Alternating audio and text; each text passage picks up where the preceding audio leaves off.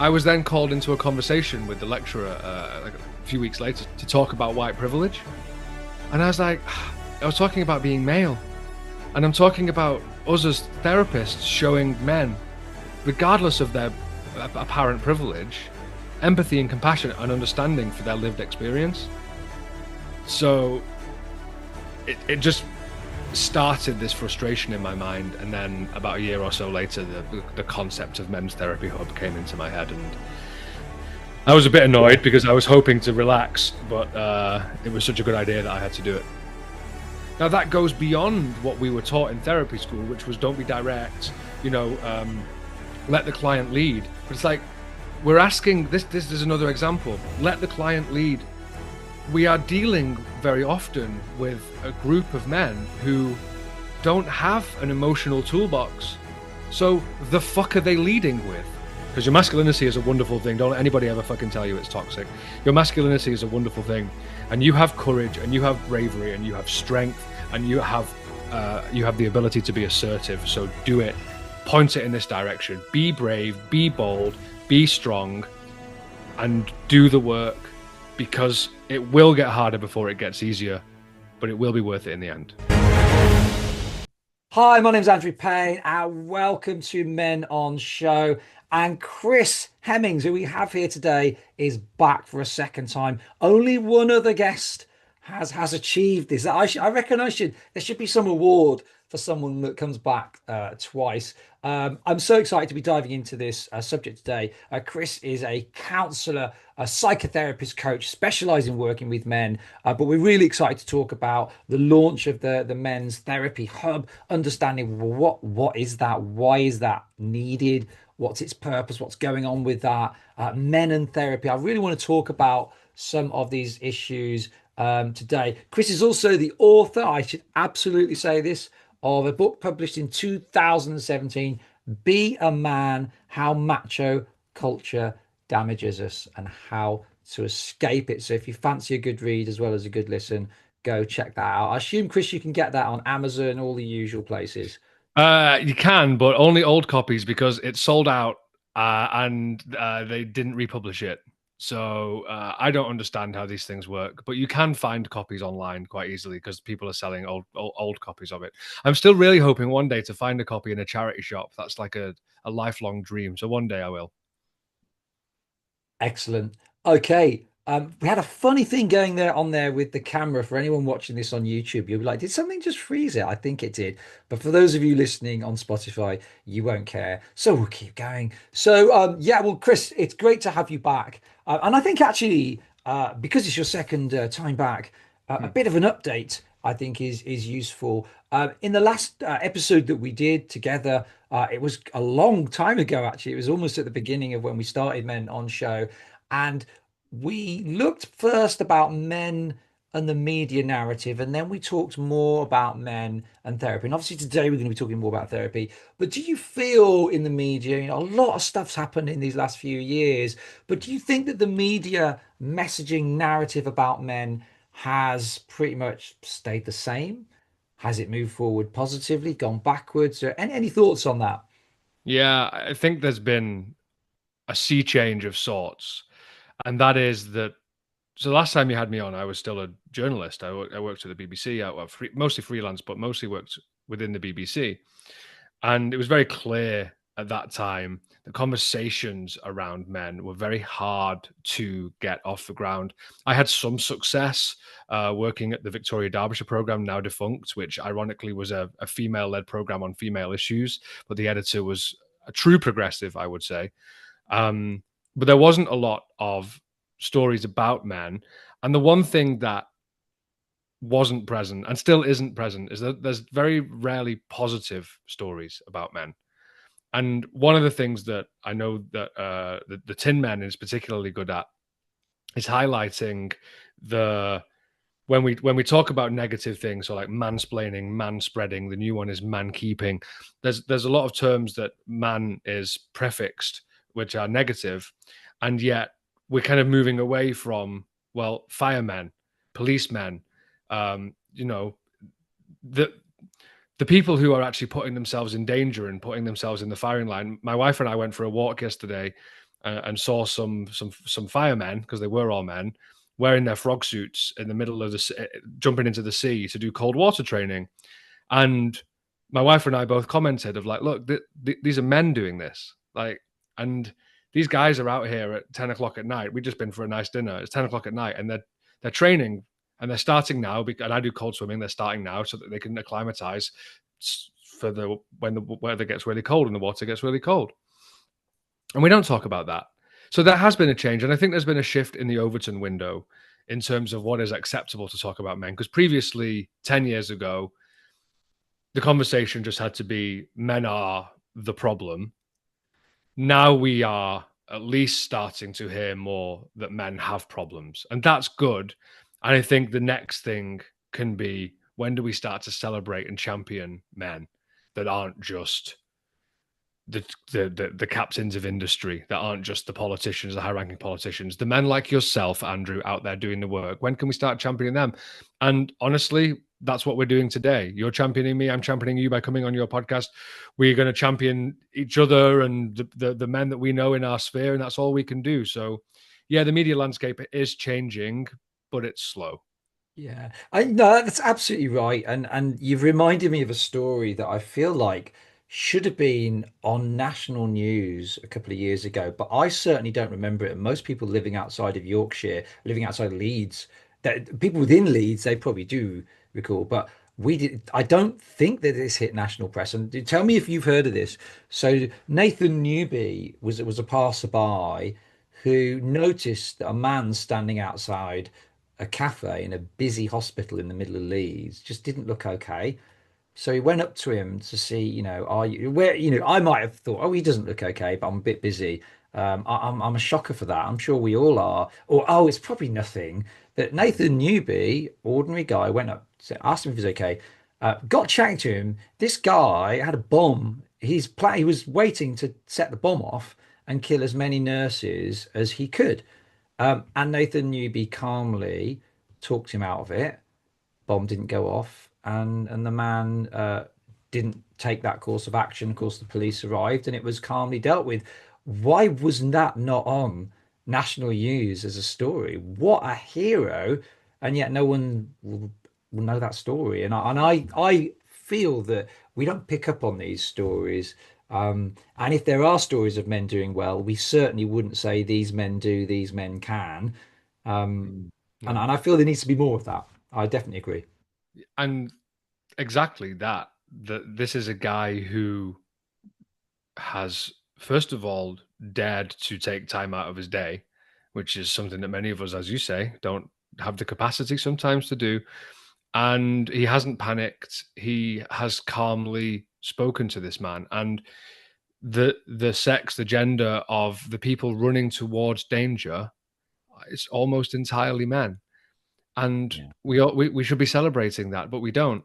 And it's a bit of a shame, really, because then it's like, well, that's just what's expected of us, is it? That we should put ourselves in danger if a house is burning down, or if there's, the guys who stopped the person on London Bridge, like with the narwhal tusk and all of that, like those were all men.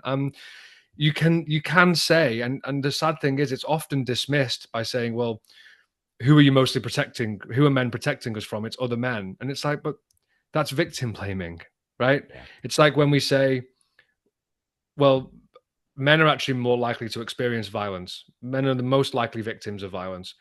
And then the rebuttal is always, yeah, but it's men who are the perpetrators. And it's like, yeah, again, that's victim blaming.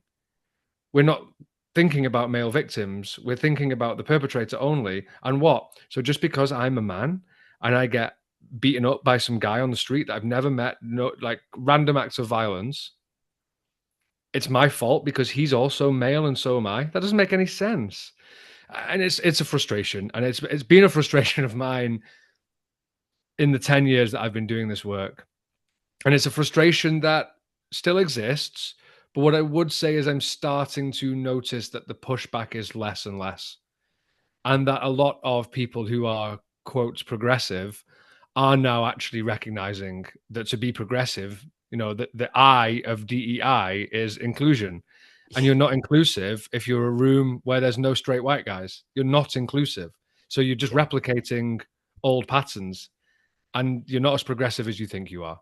Yeah. I mean, I'm heartened from what you're saying in terms of the media. I think you're absolutely right in what you say about the DEI spaces. My view is, it's not like a Trump thing that it should be ditched, but I think DEI is really important, but we need to move forward. It's a bit like video assisting refereeing in football. Everyone's moaning, well, not everyone, it needs work to implement it properly, but now we have it.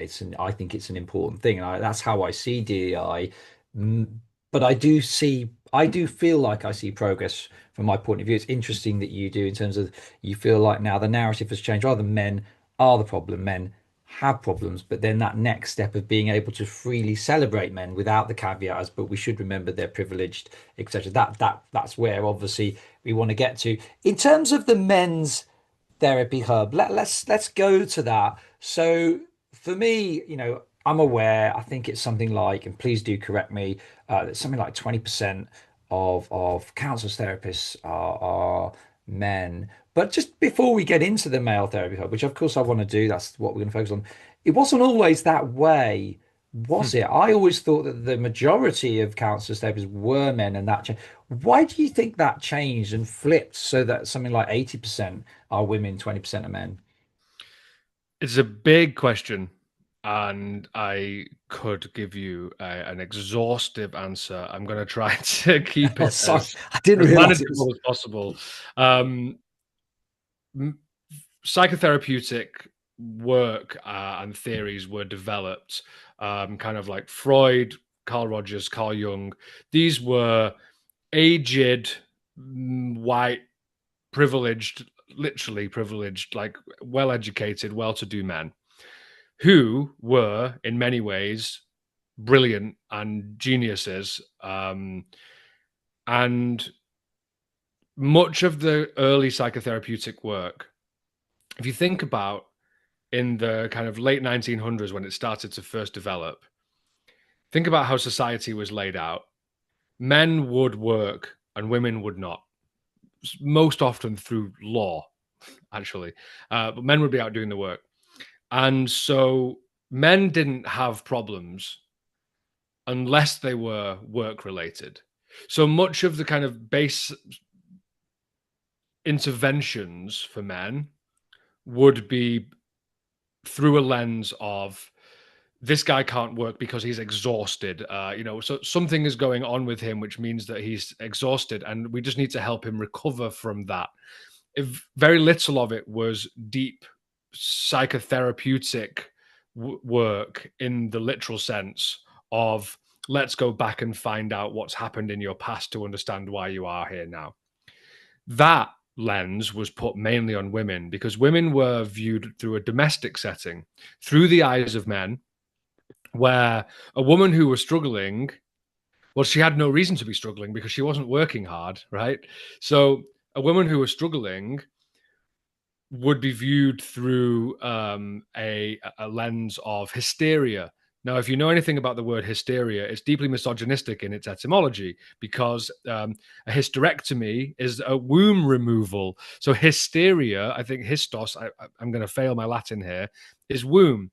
So hysteria, the translation of hysteria is like a wandering womb. So a woman was struggling because her womb was out of control.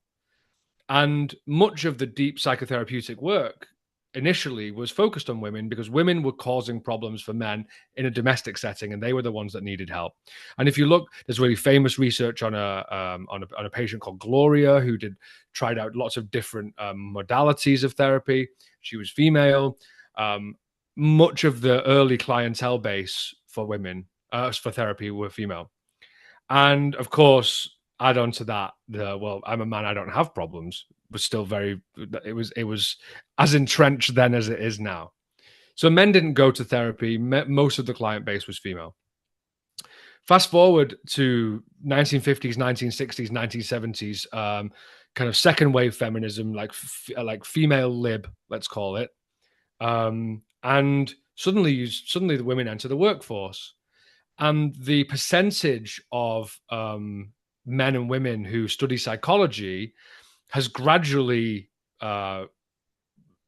it gradually gained parity because women were really interested in this because it was also kind of about them, which makes sense. And plus, when you are socialized to be empathetic, compassionate, understanding, you might be drawn to a profession and a career that is at its core about empathy, compassion, and understanding. So women would be drawn into it, and over the years, the ratio has dropped in terms of, and now we're at roughly 80-20 female to male. And I would guess anecdotally, based on speaking to the men on Men's Therapy Hub and some other research, most of them, I was one of 3 men who graduated in a cohort of 24. there were more women of color who graduated our course than there were men. And that's great for the women of color, by the way. I'm not saying that's a bad thing, but it's a terrible thing for men. Most guys are the only person on their course, or maybe there's 1 or 2. And so here's my hot take, right? My hot take is, for far too long, the medical profession has treated female bodies as if they are male bodies, just without a penis. There's no difference. I think there was a famous study done on uterine cancer where there was no women in the study, because women were difficult to study.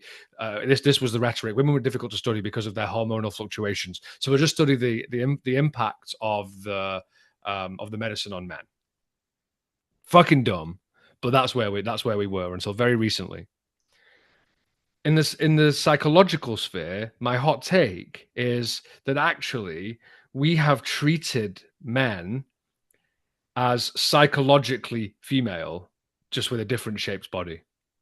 That the approaches, that the interventions, that the language, the way to work with men should be the same as the way that we work with women. And now here's where I consider the absurdity and the kind of hypocrisy from my own profession in that, is that almost all psychotherapeutic theory is about how our socialization and our experiences growing up have affected how we experience the world around us. So we know that gender is real, or at least we make it very real in society. And so we know that men have been socialized differently than women, and yet there is no course that I know of yet that has a how to work with men part of it. There's no modules on working with men in the therapy space. Right. Exactly. Wow. Isn't that absurd? So here's, and I told you I could talk for a long time about this. So here's where I'll wrap this up. So Men's Therapy Hub is male therapists for male clients. Now, we are not saying that men are better therapists than women. And we are not even saying that a male therapist is a better suited match for a man. But what we are saying is there's too few of us in this profession, and maybe more men will come to therapy if they can see themselves reflected in the therapy space. Yeah. And hopefully it will also encourage more men to become therapists. And the reason that this started as an idea in my mind is because on my course, we had a lecture on differences. And at the end of this lecture on differences, where we heard about working with people of different ethnicities, religions, sexualities, gender when it comes to being trans, religion, disabilities. I'm queer, so like queer theory, like great, okay, awesome. I'm bisexual. I was like, yay, great, okay. And at the end of it, I raised my hand and I said, "We're talking about differences in therapy, and I'm in a very stark minority in this room. And there's no talk about how to work with men." And the usual eye rolls I get when I bring men, and I'm used to it now. I'm thick-skinned enough. And then the conversation turned on to privilege. And I was like, well, okay, Boris Johnson was prime minister at the time. I said, if Boris Johnson comes to therapy, does he not deserve the same empathy as a disabled black woman? Because he's come to therapy. Do you meet him without compassion and empathy because he's privileged?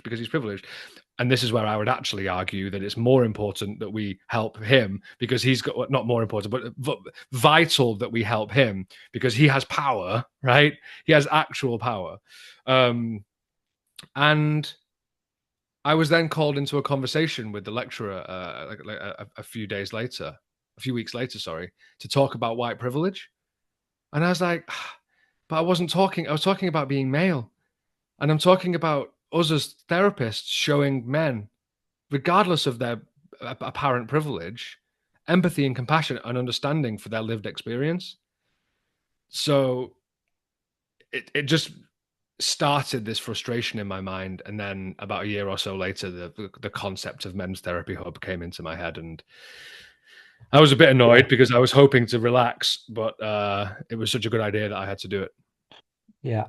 I mean, the times I've had therapy, it was female. Those were the options. I was living in rural France, so there wasn't really a male option. Um, Therapy didn't work brilliantly, but I was really stuck in an abusive relationship. That was an abusive relationship. That was the problem. And she was very much a question asker rather than a suggestion maker. I probably needed a bit more of a bit of a speaking to wet fish around the face. And then I could probably have gone on more of a journey and dealt with that better. But what difference do you think? So obviously a male counselor, some people will happily go, some guys would happily go to woman, man, but then they're not bothered. What what's the real benefit of a male counselor for a guy? How does that make a difference? So let's say, for example, 20% of counselors currently are men. Let's say we move the dial and it's 40%. We make real growth of that. And I think something like a third of people accessing therapy in the UK are men. It's about Do, right. do, do you think that number would increase? What does a male counselor give a male client that perhaps a female wouldn't? It's a really good question, and it's one that I have to be extremely diplomatic in answering. The first thing I would say is that 30% of people who go to therapy are male, and that's good. An That's improvement, isn't it? Yeah. yes. However, the vast majority of men who go to therapy, just slightly over 50% of them drop out prematurely.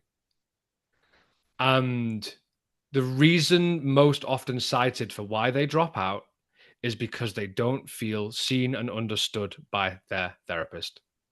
So I can only say anecdotally, a good number of clients who I've worked with over the past few years have said they've had therapy before, like you said, and it was with a woman, and she was lovely, and it was really nice just to sit and talk, but there was no action plan, there was no challenge. And I say to if Andrew, if you were to come for an introductory session with me, I would say I would hear what's going on with you, and I say, all right, here's how I work. I won't be like other therapists. I will hopefully be as empathetic and compassionate as them, but I'll challenge you, I'll encourage you, I'll call you on your bullshit where I see it, and I'll be direct sometimes. Not directive, not tell you what you should do. But if you're in a relationship where this is just an example off the top of my head. If you're in a relationship where you and your wife are continually rowing, and I can see that you're not able to take accountability for your own impact and experience in it, I believe it is my professional ethical duty to find a way to explain to you that have you considered your own part in this? Because from my experience, what you're saying, you are doing this, but then you're refusing, you're not willing to listen to a response. Now that goes beyond what we were taught in therapy school, which was don't be direct, let the client lead. But it's like we're asking this. This is another example. Let the client lead. We are dealing very often with a group of men who don't have an emotional toolbox. So the fuck are they leading with? Yeah. Right? We're asking men to do something. I did some work in a big construction company once, and this guy did a men's mental health workshops in this whole construction company. It was amazing. The whole year, it was so brilliant. And this one guy, I'll never forget. Halfway through this workshop, he just was like, really threw his pen. He's like, I can't do this, and I feel so ashamed. Like it's so frustrating. And I was like, okay. I was like, what do you do for a living? He's like, oh, well, I'm a spark. I'm an electrician. I was like, okay, cool. I'm going to ask you to go and fix that fuse box over there. And I'm going to give you a toolbox. And inside it is a fish. Are you going to feel ashamed of yourself because you can't change a fuse box with a fish? He's like, no. And I'm like, right, what would you do? He's like, well, actually, I'd laugh. I was like, right, because it's absurd, isn't it? Yeah.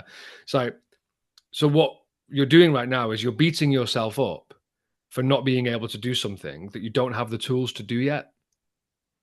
And that's what we're doing with men in therapy. It's why so many men will leave. It's like we're trying to tell men to lead emotionally when we've told men from the moment that they're alive not to have emotions. And I personally think that's unfair. So I feel like my job, at least in the early sessions, is to be like, hey, we're going to go this way. And I know it's going to be hard. And here's some of the stuff we can do. And no, you just deflected. No, we're not going to do that. I know why you deflect, right? Tell me why you deflect. Oh, okay, because it's hard. Right, okay, good. So come back on track. So we have to be a bit directive. Otherwise, they'll just wander off into the abyss. And I know that because for the first few sessions with my therapist, I ran fucking rings around him, my first ever therapist, until I said to him, dude, I need you to call me on my shit. And he did. And he was wonderful at it. And from then we started working together. So we have to change the model to fit men. We have to not try to change men to fit the model. Yeah, it's interesting. I've had several community builders on my podcast, and they say that it just didn't work for them as traditional counselling. And it was that made them think, well, I've got to do something because my mental health's in a right state. So they went and founded some men's communities, and that's really helped them. Do you think there's a link there, though, with I was reading the other day that because we obviously have more testosterone in our systems than equivalent age women, however old we are. I think obviously once we're post puberty, it's like 10, 15 times more, depending on how healthy we are as well. But the impact of those elevated levels of testosterone make us more goal solution focused. So counseling, just talking round and round and drawing up the past and delving further, like we also need counselors that understand that as men we need, as you mentioned, accountability, that sense of goals, progress on the stuff that we're actually struggling with. Because I was reading about a project in Wales, I will shut up in a minute, I know my questions are very long, and they were had a massive impact on men's mental health, but as part of the counseling there was debt management. So you didn't just, if you went to counselling and part of the problem was debt, you'd get within that service debt management. So you had counselling and debt management, and it seemed to really help men because they got the counselling, but they made progress. There were solutions. Do you think that's part of our biological makeup, or do you think that's overstated? I will start by caveating that I'm not a human biologist, right? I don't know enough about testosterone to give you an answer about that. What I can say is we talk a lot about generational trauma when it comes to everyone other than straight white guys. And generational trauma is what we have picked up from our ancestry, you know, that I picked up from my dad, that he picked up from his dad, that he picked up from his dad. And it wasn't so far back that millions and millions and millions and millions and millions and millions of men were dying in battle across the whole of the world. So that's the prelude to say generational trauma is real. So generational programming is also very real. And of course, evolutionarily, men were action oriented. Men were focused on creating and building and forging and developing for the betterment of the community around them. So I believe that is innate. Now, whether that is based on our genetics or based on our epigenetics or based on our kind of psychological development and progress through generations, I don't know, and we'll probably never be able to fully answer the question. But what I do know is from working with men that they want action, a lot of them, and some don't. And I've had some clients leave because they don't like my approach, and I'm like, cool. Well done for saying, go and find somebody who will suit you. But a lot of men, I have a particularly high retention rate because I meet men where they are in that reality of, I know that you want action. So I make a deal with you. We're going to do some deep psychological work and then we'll get to the action. All right. Like I promise you, we'll get to the action. I call it the implementation phase. It's like, okay, you've done all this work now. So now I'm going to make some suggestions on what you need to do. And they like that. So I believe there is an innate, and it's hard to say, I believe there is an innateness in that is more on the male side than the female side. Not necessarily, and there's lots of overlap and crossover. And there's plenty of women with high testosterone, I might add, and men with lower. It is a spectrum. But it seems that a bit more of a action-focused therapeutic model is more alluring for men. And it's why I trained as a counselor and a coach. Because for men, when you can say, all right, we're going to take this, now we're going to do something with it. For example, I'm going to say, I think you're ready to have that conversation with your friend that you've been putting off because we've talked about it enough now. I think you're ready. So your homework is to go and do it. Now, I'm not going to put any time scale on that. I'm not going to say you have to do it by next week. But if you don't do it by next week, what we'll do is we'll talk about, well, why didn't you? What was it? What is it that still prevents you? And then we can talk about that. But I am going to set you challenges because actually that's what you want. And if you don't want challenge, you can tell me and I'll say, okay, we won't do that. That's fine. But most often they'll relish the challenge and some don't do it and some will drop out because they don't want to do the thing that they need to do to change and move. And it's like, well, I can't make you ready for it. Yeah. You have to do that. You know, we can work together, but therapy can just be quite churny. And I don't want to keep clients in therapy for years and years just to make money off them. I want to see progress too. And why are men coming to therapy? Do you see a common problem that crops up again and again and again, or is it just completely varied?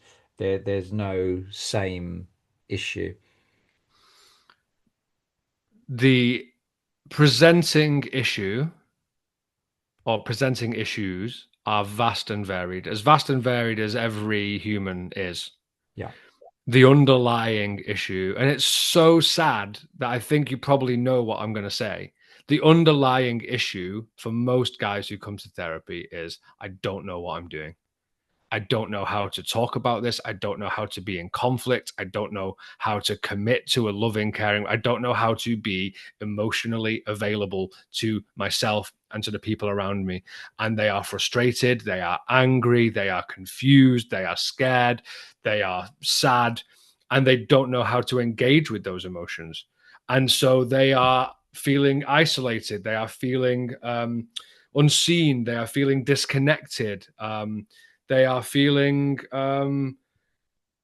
downtrodden.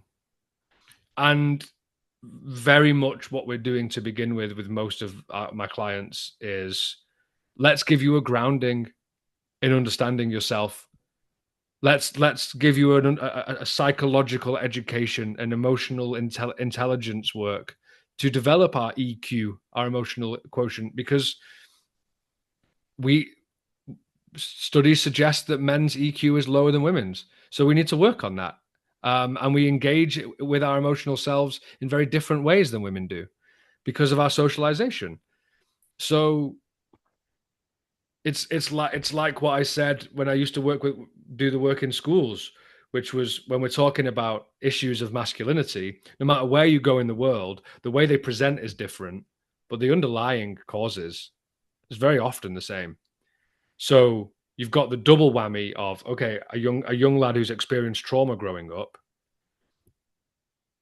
he doesn't even recognize that what happened to him was trauma because he's so cut off from his emotions. And most guys will come to therapy at a point of crisis, whereas most women will come to therapy having already discussed some of this stuff with people in their lives, having already had some conversations about it, and they can kind of hit the ground running. Some guys will come to therapy and they just don't even know where to start, and that's okay. That's part of the hard bargain that I've given myself by working only with men, and and it's a privilege to do it, to watch the growth. It is a privilege to work with these men and see them develop their emotional understanding and suddenly be able to say, hey, you know what? Last week I was about to do this thing that I've done my whole life. And then I thought, wait, no, I don't need to do this. This is something from my past.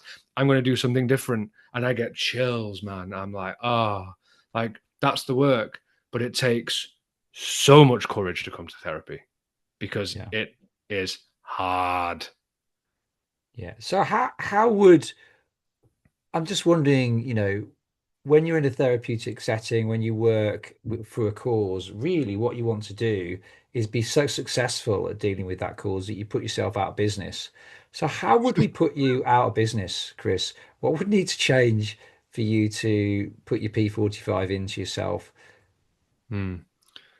It's interesting. In my final sessions with clients, I always say to them, I hope I never see you again. And Yeah. that's really weird.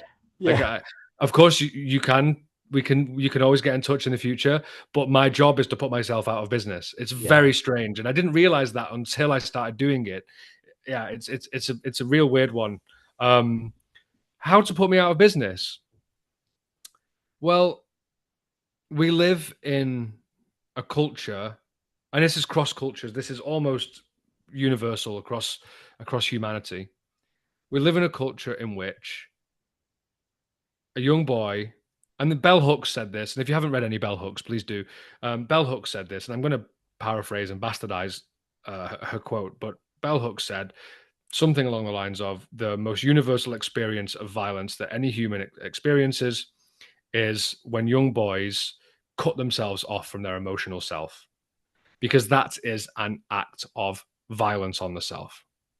That from 3, 4 years old, you're told, be a big boy, don't cry, don't feel, don't don't hurt, don't show pain, don't be kind, don't be curious, don't be joyous, be be calm, be chill.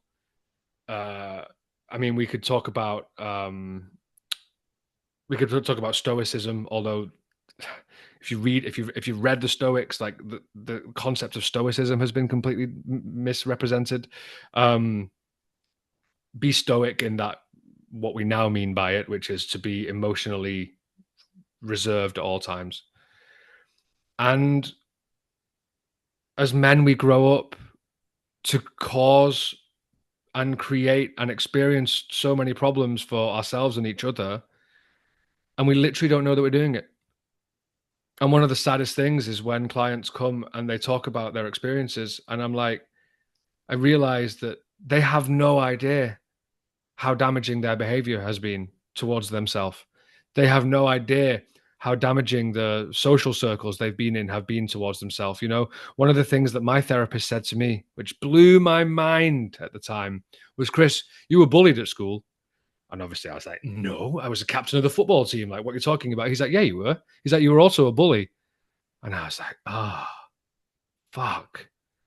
Of course, because we all are.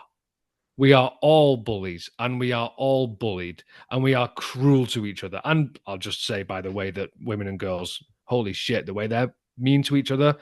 I used to make the joke that, you know, at least we just metaphorically punch each other in the face. Like, they are like actively mean and cruel. But if we can create a universe and a world in which compassion and empathy are at the forefront. I live in Denmark now, by the way. I live in Copenhagen, and my business Empath doesn't really have a place in Denmark because they teach empathy to 5-year-olds. You get a badge at Scouts here. I got given the badge recently. It was very sweet. You get a badge at Scouts here that has a picture of an eye with a tear on it, and you get that. I can't remember the Danish term for it, but you get that in Scouts. So what are you, 9, 10 years old? You get that when you have proven to the Scoutmaster that you know how to hold somebody who is in pain. Can you imagine that? I went to Scouts. Like, I got a badge for making spag bol for my parents. I got a badge for tying some knots. I didn't get a badge for holding a kid while he cried, but that's normal here. So more of that. But to answer your question, and this is a long answer to say, actually, I'll never be out of business because I'm not one for kind of Taoist Buddhism, but I'm not, yeah, so I'm not for all life is suffering, but for quite a lot of it is. Yeah. Yeah. And yeah, no. And I don't think it's going to get much. I think the narrative about men and boys is improving and will improve, but I think we've got a long way to go. A Got long a way. long, long way. Yeah. What so tell me, because in terms of the men's therapy hub, Yeah. you obviously gave us a bit of an introduction to what that is. But sort of beginning to wrap up the podcast, just if you were sort of pitching that, Mm. selling that, kind of what you're going to do over the next few years with it, what's it already achieving, why is it there? How would you encapsulate that just in a couple of minutes so people really know what that is? If somebody maybe wants therapy, they don't really know where to start. Maybe they went to the NHS and Mm. had 6 sessions and then that's it. See you Yeah. later. And they want something, they've had a taste for it, but they want something more. Like, so tell us about it and how do people find it? Well, I'll try and answer your questions in reverse order. So, what it's trying to achieve is creating a space for men by men where we try to normalize deep psychological therapeutic work to say that, first of all, we are all men who have done it, so we know how hard it is. And we are creating a space with you in mind, because if you build it, they will come. Andy's Man Club and others are brilliant examples, men's sheds, all of these. So we are trying to do that in a therapeutic space to say, this is a space where we are all men who are wanting to work with you if you are male. And what we're trying to achieve with it is, first of all, to get as many male therapists listed on there as we can. We haven't gone public yet, and we already have 103 male therapists listed on there in 3 months, which I was hoping to get to 50 by October. So we're at 103. So like I made the joke to Jet from the US guy earlier today, and I was like, dude, we have to fucking do it now. Like these Yeah, guys want really it. impressive. So it's like shit. Okay, so 103 therapists already on there. Every single one of them is registered with an accredited professional body. And there's lots of those, but all of these men are signed up to an ethical code, and they also have a supervisor, which is important. So if I have a difficult client, I take him to my supervisor and we talk about it. And that's where therapy kind of breaks away from coaching. Yeah. Um, and what we want to do is we want to normalize men being in therapy on both sides of the therapy sofa. We want to create a space where men can come and know that they can find men who they can relate to, and break away from the stuffy mold of therapy, which is why I think we're gonna be the only therapy directory that has a podcast. Like there's like pink therapy for queer people, which is great. They don't like we're gonna be a talking shop. We're gonna have conversations. We're gonna hopefully have a conference one day. We're gonna try to grow and develop. We're gonna do research based on the men who are on the site. Like there's a cohort of male therapists to do research with. So we want to make it that, but also we want it to just be a platform that feels like it's for men. And we're going to expand to as many countries as we can, if we can, and not make it about making money, but make it about advocacy, which is why 10% of all of our subscriptions are going to Andy's Man Club, Men's Minds Matter, Mankind Initiative, and James's Place. And we're only charging for the first year £5 a month, whereas the main therapy directories are charging 25. We want it to be big, we want it to be bold, and we want it to unapologetically say, men, come here and try us out. And if you're thinking about going to therapy and you're male, try a male therapist, try one of our guys, pick 4 or 5, go with your gut. Do you like the photo? I've got bleach blonde hair and earrings. If you think that I look like a bit of a prick, don't choose me. Choose someone else. If you think I look like someone you could relate to, get in touch. Have as many 15-minute intro conversations as you can. And, I use this analogy all the time. If you were going to go and buy a new winter coat, you wouldn't walk into the first shop, try the first coat on, look at yourself in the mirror and go, you know what? I don't like that coat. I'll just freeze this winter. Keep going. Keep trying to find Yeah. it. Go out on another day. Do the intro calls and try and find someone that seems like they'll work for you. And then if you try them out and they don't work for you, try somebody else, because you came to therapy to have therapy, because there is a therapist out there for you. You just have to be brave. And this is where, and I'm going to end on this, this is where I say, I'm going to call in your masculine. Because your masculinity is a wonderful thing. Don't let anybody ever fucking tell you it's toxic. Your masculinity is a wonderful thing. And you have courage and you have bravery and you have strength and you have the ability to be assertive. So do it. Point it in this direction. Be brave, be bold, be strong, and do the work, because it will get harder before it gets easier, but it will be worth it in the end. Yeah, amazing, amazing. And I was about to ask you, because I always ask guests this, could you give me like a two-sentence sort of message of encouragement to those listening to the podcast? But I feel like you've just done that. You've got that in there anyway. So unless there's anything else you want to say in a couple of sentences, I feel like it's quite a nice, rousing way to conclude the I podcast. can I can just say one very thing that I forgot. Yeah. www.menstherapyhub.co.uk. Well, that was going to be my. You beat me to it again. That was going to be my very last question. Where do people find you? So now we know. So that's how they find the therapy hub Yeah. online. Um, and how do they find you personally?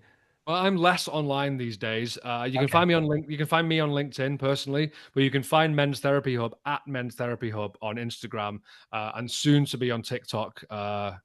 Yeah, I'm gonna have to bite that bullet, and we'll also have a Men's Therapy Hub YouTube channel as well. brilliant. Look, Chris, it's been an absolute pleasure speaking to you, as it was several years ago. Thank you so much for everything you're doing in the men's space. The Men's Therapy Hub sounds like a brilliant initiative. I'm looking forward to watching that develop. But thank you for your time today. You've shared so much insight. It's been a pleasure having you on the show. It's been a privilege to be your second guest. Thank you. Excellent.